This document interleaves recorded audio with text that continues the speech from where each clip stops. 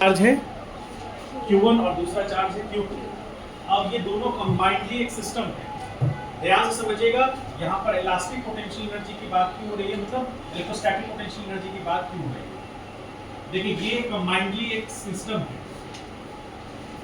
Combined system है ये। तो कंबाइंड सिस्टम में अभी R1 पोजीशन पे है दोनों चार्जेस। यदि R1 में चेंजेस आता है तो उसके कॉन्फ़िगरेशन में चेंज आएगा। जैसे अब ये इस फोर्स, मान लीजिए इसके फोर्स लगने के कारण ये डिस्प्लेस हुआ तो R1 बढ़ करके R2 हो जाएगा। तो सेम इन साइज में चेंज आया फिर सिस्टम के, तो पोटेंशियल एनर्जी या तो स्टोर होगा या रिलीज करेगा। अभी तो इनिशियल स्टेट में है, सेम इन साइज में चेंज आया नहीं है, तो पोटेंशियल एनर्जी की बात होगी नहीं। अब समझिए कि इनके बीच में जो सेम नेचर का चार्ज है तो रिपल्शन होगा इस डायरेक्शन में। इस डायरेक्शन में रिपल्शन होने के कारण मान लेते हैं कुछ देर के बाद ये जो चार्ज Q2 है वो इस C पॉइंट पर आ गया। क्यों आएगा? क्योंकि ये पॉजिटिव चार्ज है और ये पॉजिटिव चार्ज है, ये फिक्स है और ये वैरी कर सकता है अपना पोजीशन। तो दोनों का नेचर सेम है, तो रिपल्सिव फोर्स लगेगा। तो इस Q2 चार्ज पर इस डायरेक्शन में फोर्स लगेगा, जिस फोर्स के कारण ये Q2 B पॉइंट से C पॉइंट पे आ गया। तो यहाँ से उसका सेपरेशन कितना आ गया? R2। ठीक है, तो आप हमें ये देखना है कि बॉडी पर फोर्स लगा और वर्क हुआ। ठीक है, हमें निकालना है पोटेंशियल एनर्जी। तो पोटेंशियल एनर्जी और वर्क का डायरेक्ट रिलेशन है। ठीक है, तो पोटेंशियल एनर्जी का वर्क से डायरेक्ट रिलेशन है फ्रॉम वर्क एनर्जी थ्योरम। तो अभी हम इसको नहीं लेंगे, हम ये इस बात को समझेंगे कि हमको यदि वर्क निकालना है, अभी सिर्फ वर्क की बात करेंगे, तो वर्क होता है फोर्स इनटू डिस्प्लेसमेंट। तो इस चार्ज पार्टिकल पर फोर्स लगा तो वो B पॉइंट से C पॉइंट तक चला गया। तो क्या आप कह सकते हैं कि ये जो C पॉइंट तक गया उसमें फोर्स कांस्टेंट है या वेरी कर रहा है? फोर्स कांस्टेंट है या वेरी कर रहा है? सबसे पहले बात, कौन सा फोर्स होगा, किस नेचर का फोर्स है? ये फोर्स कैसा होगा? इलेक्ट्रोस्टैटिक होगा कि ग्रेविटेशनल होगा या इलास्टिक होगा?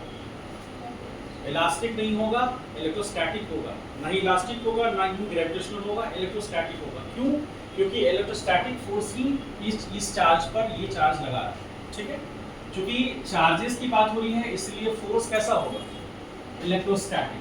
यदि हाइट की बात होती तो ग्रेविटेशनल फोर्स होता, और यदि स्प्रिंग की बात होती या एलोंगेशन में, शेप एंड साइज में एलोंगेशन उसके स्प्रिंग के इलास्टिक कांस्टेंट के कारण हो रहा है, तो वहाँ पर इलास्टिक फोर्स की बात होती है। लेकिन अभी यहाँ पर हम जो बात करेंगे वो कौन सा होगा? इलेक्ट्रोस्टैटिक। क्योंकि ये कैसा फोर्स है? ये वेरिएबल फोर्स है। क्यों वेरिएबल फोर्स है? क्योंकि वेरिएबल फोर्स इसलिए है क्योंकि इलेक्ट्रोस्टैटिक फोर्स क्या होता है? F = K Q1 Q2 by R²। यदि R बढ़ेगा तो फोर्स घटेगा। ठीक है, तो वैरी तो करेगा ही। तो अभी हम मान लेते हैं कि कोई R पोजीशन पे यहाँ पर एक पॉइंट है जो कि यहाँ से कितनी दूरी पर है? A पॉइंट से R दूरी पर है। ठीक, और R दूरी पर और छोटा सा एलिमेंटल चेंज है इस पोजीशन पर, उसके पास जो भी पोजीशन है उस पोजीशन के बीच का गैप कितना है? यहाँ dr है। ठीक है, dr है। और यहाँ पर इस केस में फोर्स लग रहा है इस डायरेक्शन में। F R पोजीशन पे क्या होगा? K Q1 Q2 by R² होगा। dr डिस्प्लेसमेंट किस डायरेक्शन में? इसी डायरेक्शन में है dr। तो यहाँ पर थीटा कितना बनेगा? देख रहे हैं, जिधर फोर्स लग रहा है इधर पॉजिटिव एक्स की तरफ फोर्स क्यों है? क्योंकि इलेक्ट्रोस्टैटिक फोर्स कैसा है? यहाँ पर रिपल्सिव नेचर का है। तो ये चार्ज आगे की तरफ डिस्प्लेस हो रहा है क्योंकि इस पर फोर्स लग रहा है, इलेक्ट्रोस्टैटिक फोर्स रिपल्सिव नेचर का, और डिस्प्लेसमेंट भी उधर ही हो रहा है क्योंकि पार्टिकल B पॉइंट से किधर जा रहा है? C पॉइंट के लिए जा रहा है। तो दोनों का छोटा सा एलिमेंटल डिस्प्लेसमेंट, इसको हम कहेंगे small elemental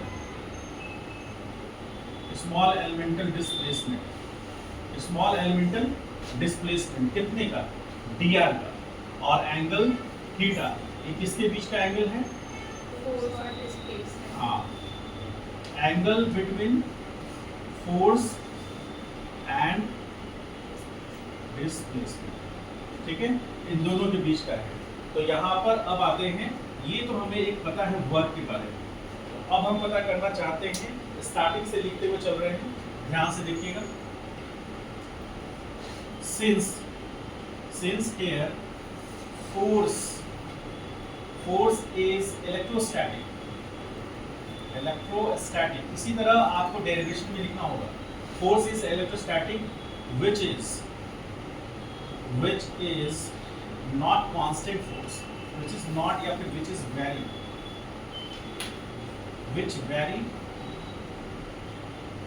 vary with position, ठीक। so small elemental work done by electrostatic force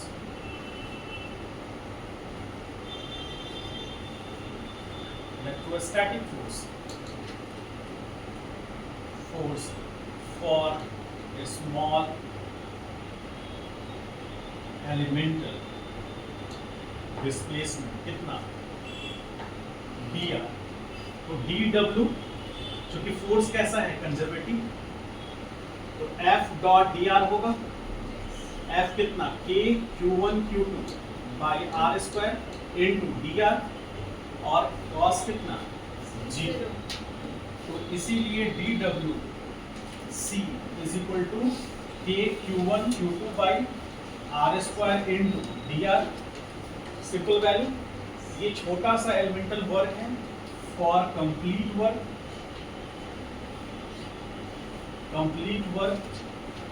work के लिए W conservative is equal to integration of dW is equal to integration K Q1 Q2 by R square into dr।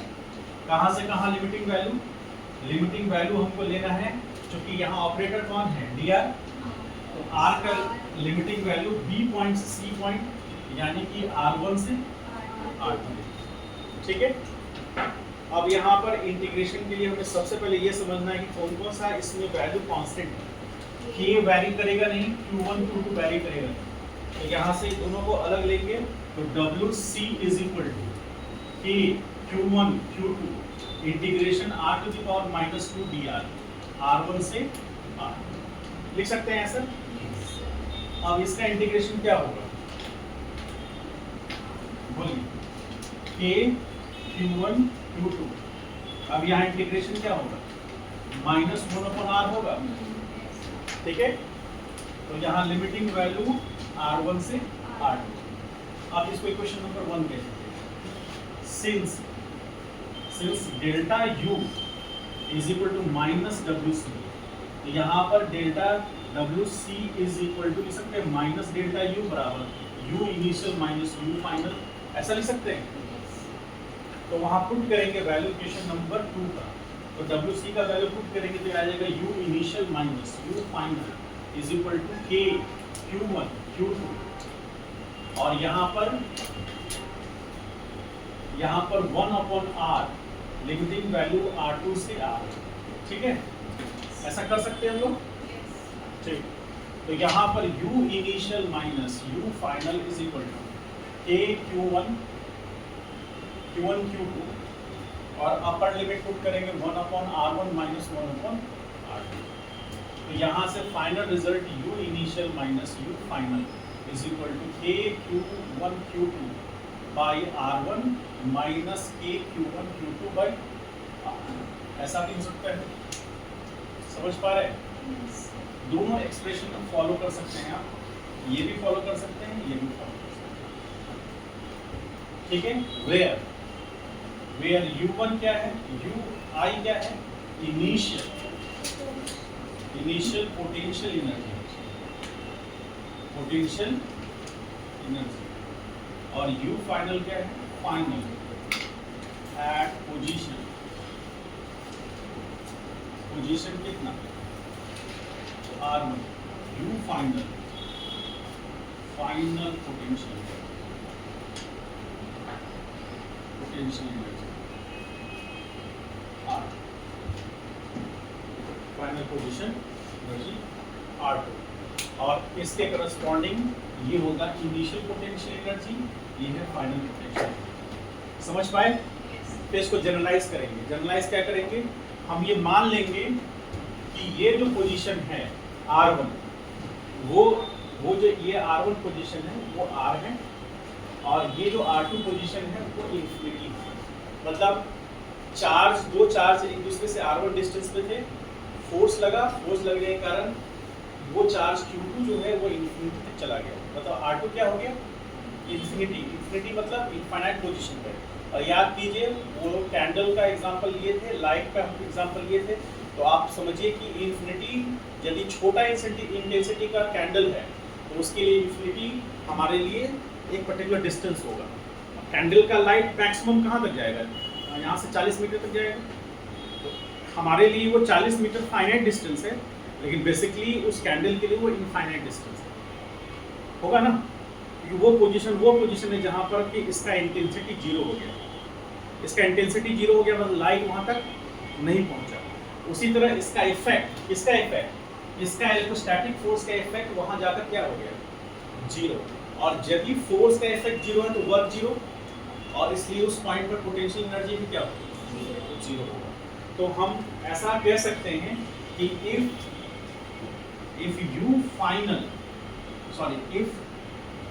R2 is equal to infinity, R2 क्या है,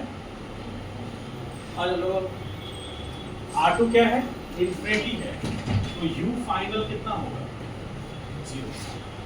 और हम क्या assume करेंगे, V will take, क्या लेंगे हम लोग, R2 is equal to infinity हो गया, और R1 को क्या मानेंगे, R। तो फाइनल एक्सप्रेशन क्या लिखेंगे, U is equal to K Q1 Q2 by R, ऐसा लिख सकते हैं ना। तो ये एक्सप्रेशन जो है ये कब अप्लाई करेंगे हम लोग, ये कब अप्लाई करेंगे, जब हम ये एज्यूम करेंगे कि जो R2 है वो इंफिनिटी पर है और वहाँ पोटेंशियल एनर्जी 0 है। तो ये कोई भी दो पॉइंट के बीच में, जैसे मान लीजिए कि यहाँ एक पॉइंट है और यहाँ एक पॉइंट है, यहाँ का चार्ज Q1 है, यहाँ का चार्ज Q2 है, और ये बीच का सेपरेशन R है। तो पोटेंशियल एट A, इसको B कहेंगे, पोटेंशियल एट B बराबर क्या होगा, K Q1 Q2 by, समझ पाए? यानी कि B पॉइंट पर यदि हमको पोटेंशियल पता करना होगा जो कि फर्स्ट चार्ज से कितनी दूरी पर है, R दूरी पर है, तो उस पॉइंट पर, B पॉइंट पर किसके कारण, Q1 चार्ज के कारण। पोटेंशियल का यहाँ मीनिंग क्या निकल के आ रहा है, पोटेंशियल मतलब यहाँ पर क्षमता है इसको डिस्प्लेस कराने की। तो ये चार्ज इसको डिस्प्लेस कराने की जो पोटेंशियल रखेगा वो किन फैक्टर पर डिपेंड करता है, उसकी सेपरेशन कितना है।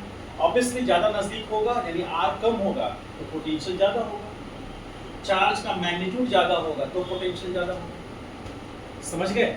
अब जो चार्जेस हैं दोनों में से किसी का भी मैग्नीट्यूड ज़्यादा होगा तो ओवरऑल पोटेंशियल ज़्यादा होगा, ठीक है। और सेपरेशन कम होगा तो ये चार्ज को इस चार्ज को डिस्प्लेस करने की पोटेंशियल ज़्यादा होगी।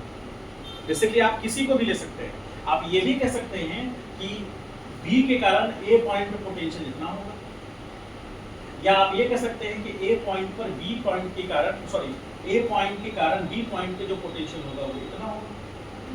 UP मतलब पोटेंशियल एट पॉइंट B, तो किसके कारण, A के कारण। यदि UA लिखेंगे तो पोटेंशियल एट पॉइंट A किसके कारण, B के कारण, क्योंकि रिजल्ट सेम आएंगे। देखिए K Q1 Q2 दोनों का चार्ज आएगा और सेपरेशन दोनों का आएगा। समझ गए? तो क्वेश्चंस करेंगे तो और क्लियर होगा। इसको राइट डाउन कीजिए, पूरा लिखिए।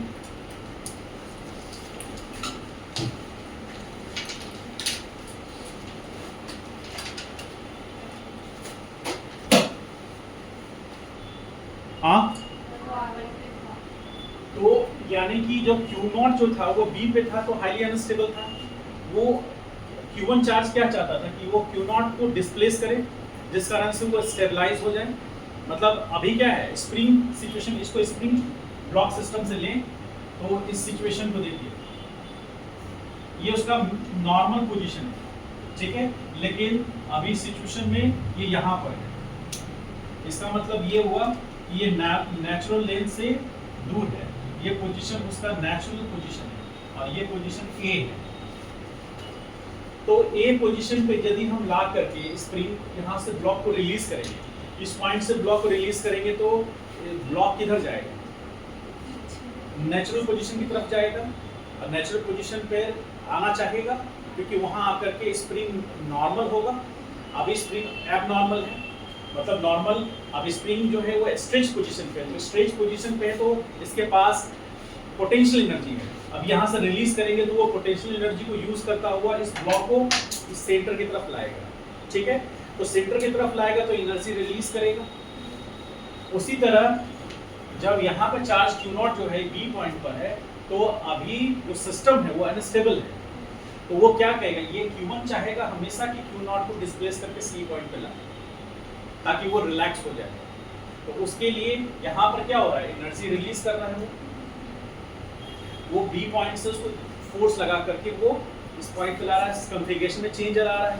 और अब एक और सिचुएशन क्या आएगा कि मान लीजिए हम C पॉइंट पर रखे हुए हैं इनिशियली Q0 को, ध्यान से देखिए समझो, C0 जो हमारा Q0 चार्ज है वो और इनिशियली C पॉइंट पर रखा हुआ है, ठीक है।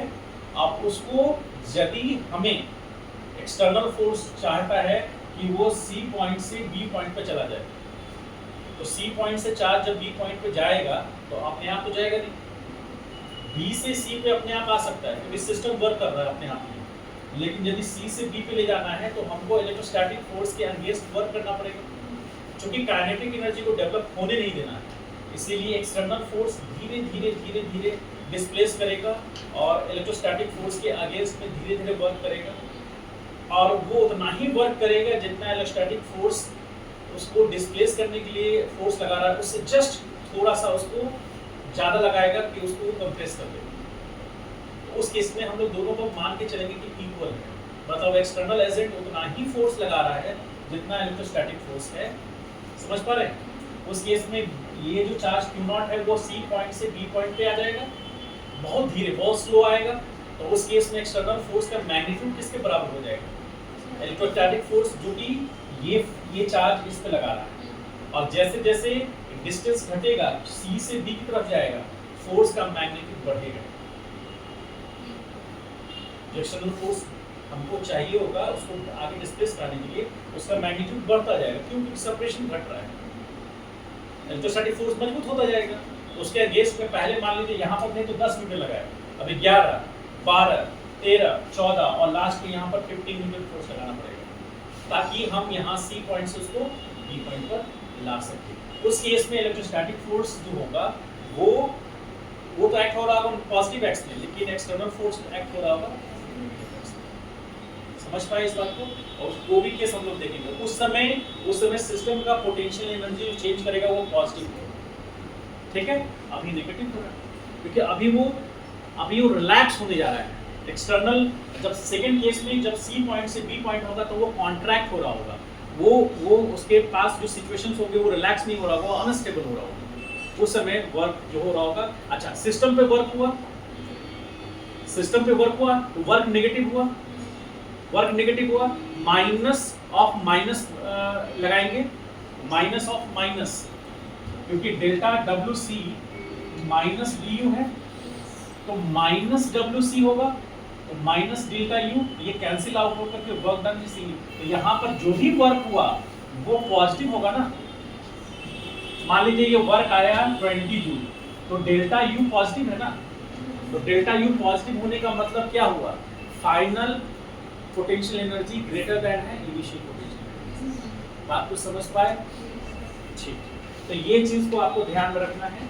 और जब सिस्टम अभी कहां से कहां जा रहा है, अभी सिस्टम में एलोंगेशन हो रहा है, यानी कि सिस्टम जो है वो एक्सपैंड कर रहा है, system expand in time duration. इसको अलग से लिखिए, फिर हम लोग आते हैं इसको लिखिए, साइड वाले पेज को लिखिए।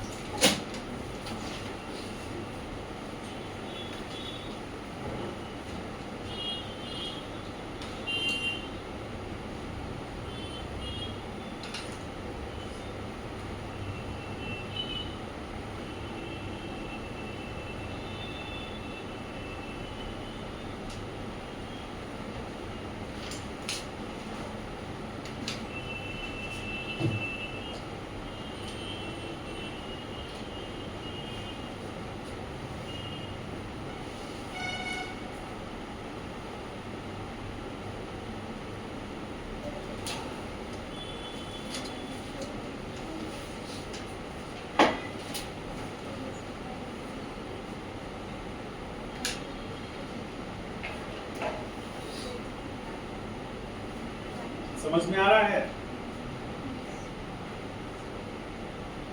नहीं आ रहा है? आ रहा है? नहीं, तो फिर कैसे होगा? कुछ भी नहीं तो कैसे होगा? खड़ा कर देंगे अगले क्लास में। हम स्टूडेंट के लिए तो बहुत सीरियस है। तुम बोली थी मैम कि हम कोचिंग बंद हो जाएगा, तो करा कि कोचिंग बंद हो जाएगा, तुम नहीं प्रॉब्लम बंद हो जाएगी। तुम चाहते हो कोचिंग बंद हो, ऐसे कर देंगे। पढ़ो, पढ़ने में क्या हल है? आपके पढ़ाई के लिए किया जा रहा है।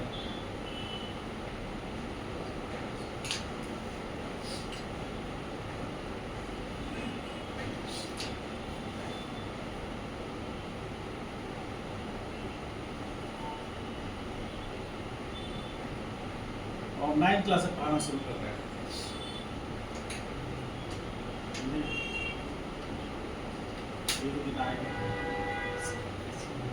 9th class CBSE board.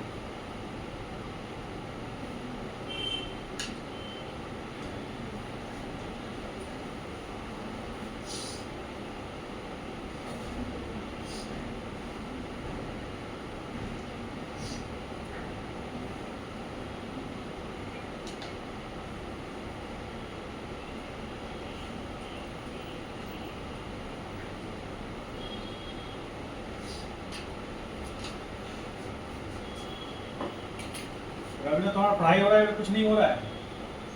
हाँ, सोचे कि तुम्हारा पढ़ाई हो जाएगा, कुछ नहीं हो रहा है।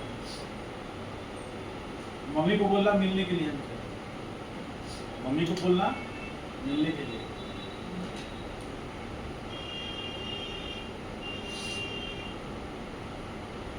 आने से क्या फायदा? तो पढ़ाई ही नहीं हो रहा।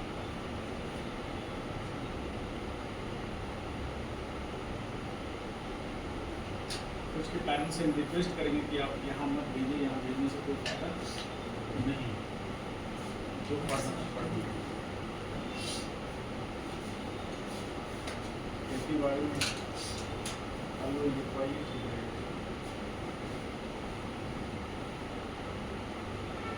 ऐसे तो इसमें बहुत सारे लोग आर्ट्स लेंगे आगे जाकर, लेकिन 4-5 लोग तो मेरे नज़र में जो आर्ट्स लेंगे। आर्ट्स खराब चीज़ नहीं है, लेकिन उसको भी छोड़ दीजिएगा, वो भी नहीं हो पाएगा उससे। क्या करेंगे?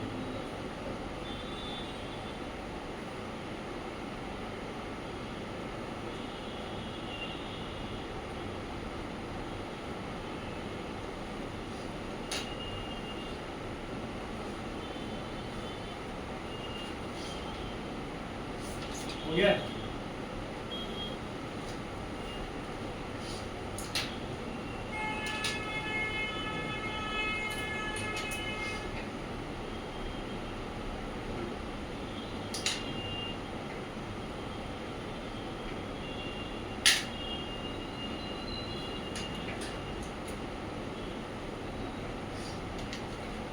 आइए अब इलेक्ट्रिक फील्ड और पोटेंशियल बीच में रिलेशन देखते हैं। नहीं हुआ है?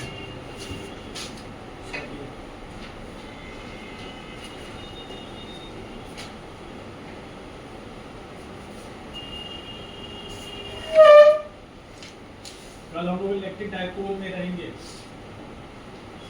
और फिर वहां से आ जाएंगे पोटेंशियल। दोनों चैप्टर एक साथ नहीं होगा आपका। परसों के टेस्ट में जितना हम लोग पढ़ा दिए हैं आज तक, आज जितना पढ़ाएंगे उतना ही आएगा, ठीक है? 4 क्लास लगेगा। 11 फर्स्ट चैप्टर और सेकंड चैप्टर दोनों समाप्त हो जाएगा। क्वेश्चंस करिएगा आप लोग टॉपिक वाइज। ये जो टॉपिक चल रहा है ये सेकंड चैप्टर का टॉपिक है, एक दूसरे से इंटरकनेक्टेड है, इसलिए एक साथ पढ़ाते हैं।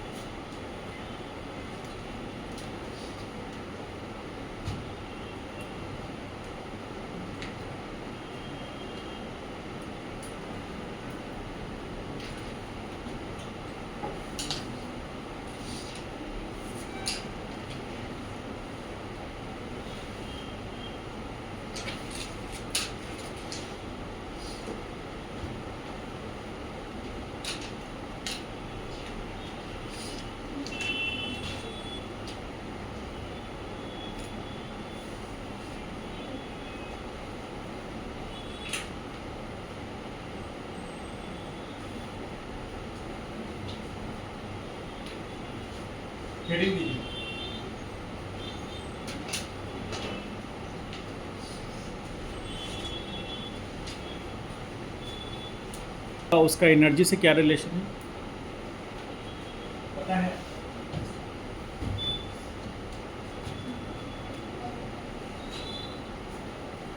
Delta U is equal to minus WC। तो यहाँ पर इसको माइनस को जब आएंगे तो U initial minus U final is equal to integration of F dot dr। समझ पाए? इसको और अच्छे से समझना हो तो ऐसे लिख सकते हैं F डॉट डेल्टा R बराबर इंटीग्रेशन F डॉट dr। ये कहानी समझ पाए हैं? देखिए यहाँ पर हमने F dot dr delta R लिया और यहाँ F डॉट dr लिया। इसका मीनिंग ये है, ये छोटा सा एलिमेंटल डिस्प्लेसमेंट है, उसको इंटीग्रेट करेंगे तो हमें जो रिजल्ट मिलेगा F डॉट डेल्टा R करने से वही रिजल्ट हमको यहाँ मिलेगा और वही चेंज होगा, वही सिग्निफिकेंट चेंज होगा, चेंज इन पोटेंशियल एनर्जी। अब मान लीजिए कि जो भी हमें वर्क पॉजिटिव मिल रहा है, यहाँ पर यदि वर्क पॉजिटिव है यानी फोर्स और डिस्प्लेसमेंट का डायरेक्शन सेम, तो वर्क पॉजिटिव है यानी change in potential energy negative होगा। ठीक है, तो अब यहाँ पर देखिए, यहाँ U initial minus U final is equal to integration F dot dr। सारे टर्म्स क्लियर हैं इसमें? ये है initial potential energy and it is final potential energy. F ये फोर्स बॉडी पर या पार्टिकल पर लगा और जिस कारण से उसमें डिस्प्लेसमेंट हो रहा है उसका इंटीग्रेशन। ठीक है, अब यहाँ पर मान लेते हैं कि Q0 जो चार्ज है वो किसी पोजीशन का चार्ज है, तो Q0 इंटू यहाँ पर V इनिशियल लिख सकते हैं क्या, माइनस यहाँ Q0 इंटू V फाइनल लिख सकते हैं, इज इक्वल टू इंटीग्रेशन यहाँ Q0 इंटू E लिख सकते हैं, डॉट dr लिख सकते हैं, ऐसा कर सकते हैं। तो यहाँ Q0 कॉमन हुआ, V initial minus V final is equal to Q0 constant रहेगा, E dot dr, charge vary नहीं करेगा। तो इस केस में यहाँ से ये कैंसिल आउट हुआ, तो V initial minus V final is equal to integration E dot dr। तो यहाँ पर पोटेंशियल और इलेक्ट्रिक फील्ड के बीच का रिलेशन पूछ रहा था। पोटेंशियल और इलेक्ट्रिक फील्ड के बीच का रिलेशन क्या होगा, ये जो पोटेंशियल और इलेक्ट्रिक फील्ड का रिलेशन होगा उसी के सिमिलर हमें पोटेंशियल एनर्जी और फोर्स के बीच का रिलेशन। ठीक है, अब मान लीजिए कि for very small change in potential, तो हम क्या लिखेंगे, dV लिखेंगे, चेंज इन पोटेंशियल है ना, dV लिखेंगे माइनस E डॉट dr। ये समझ पाएंगे? Clear? This change in potential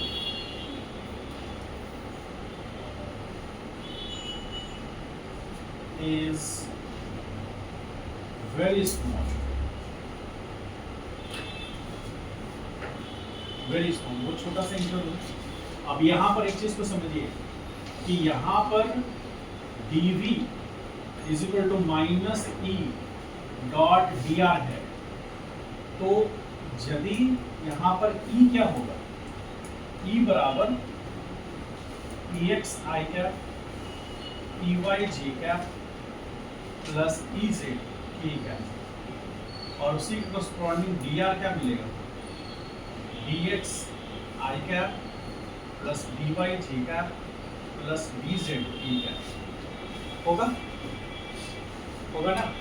तो यदि हम ऐसा लिखें माइनस और यहाँ पर EX I cap EY J cap EZ K cap dot dx I cap dy J cap और dz।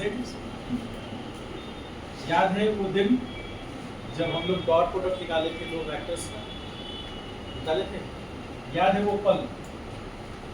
हाँ, जीवन के सुनहरे पल आपको याद है?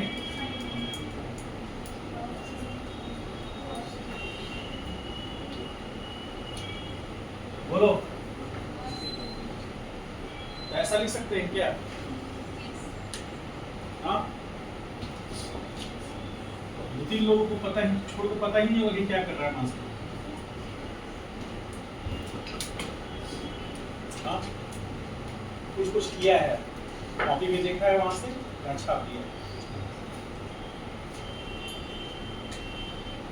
क्या?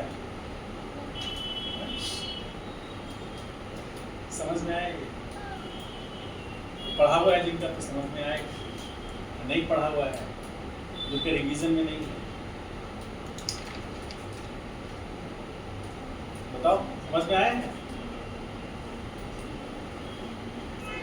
हर्ष, तब कैसे होगा? ये समझ में आया है?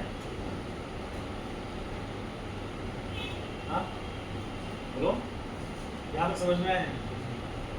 ठीक से बोलो, ये समझ में आया है? नहीं आया तो बोलना, जैसे तुम बोले अच्छा लगा, ठीक है। ये नहीं, ये आया है? ये वाला, इससे ये समझ में नहीं आया, छोटा सा इंटरवल के लिए, क्योंकि यहाँ पर डी आर है, देखो इंटीग्रेशन है, या इंटीग्रेट करके हम एक सिग्निफिकेंट अमाउंट पाएंगे, यहाँ पर इंटीग्रेट नहीं किए हैं तो अब ये इनसिग्निफिकेंट वैल्यू से मल्टीप्लाई कर रहे हैं, इसलिए इनसिग्निफिकेंट अमाउंट पाएंगे। अब यहाँ पे इंटीग्रेशन लगा देते तो यहाँ डेल्टा भी हो जाता है। ये इनसिग्निफिकेंट चेंज है और ये सिग्निफिकेंट चेंज, अंतर यही है। तो सिग्निफिकेंट चेंज कब मिलेगा? हम जब इनसिग्निफिकेंट वैल्यू को ऐड करेंगे तब सिग्निफिकेंट चेंज मिलेगा। समझ गए? ये सारे टर्म्स जो हैं वो ऑलरेडी एनसीईआरटी बुक में हैं, ऑलरेडी एनसीईआरटी उसको लेके चल रहा है, तो हमको तो मिनिमम उतना लेके ही चलना पड़ेगा, ठीक है।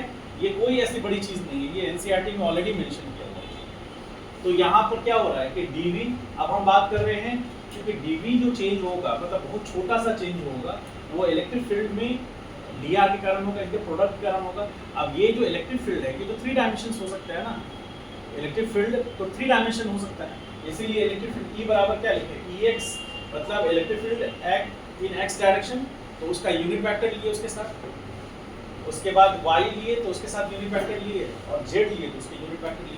उसी के करस्पॉन्डिंग हम डिस्प्लेसमेंट जो लेंगे वो x में भी हो सकता है, y में भी हो सकता है और z में भी हो सकता है।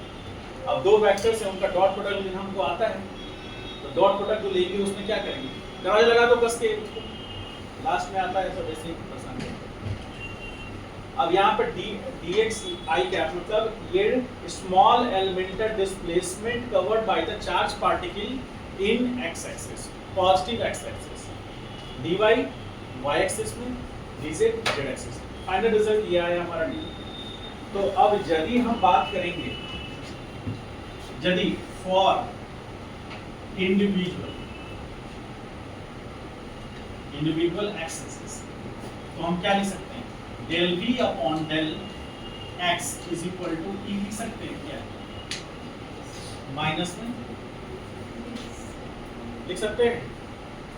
उसी तरह ई वाई क्या हो जाएगा, minus del v upon del y, उसके बाद ई जेड बराबर क्या हो जाएगा, minus del v upon del z। याद कीजिए वहां पर minus del u by del x बराबर एफ एक्स था, यहाँ पर उसकी जगह चूंकि यहाँ v ले रहे थे, यहाँ x लेना होगा, तो फाइनल हमारे पास जो इलेक्ट्रिक फील्ड E आएगा वो बेसिकली क्या आएगा, EX I cap plus EY J cap plus EZ E cap.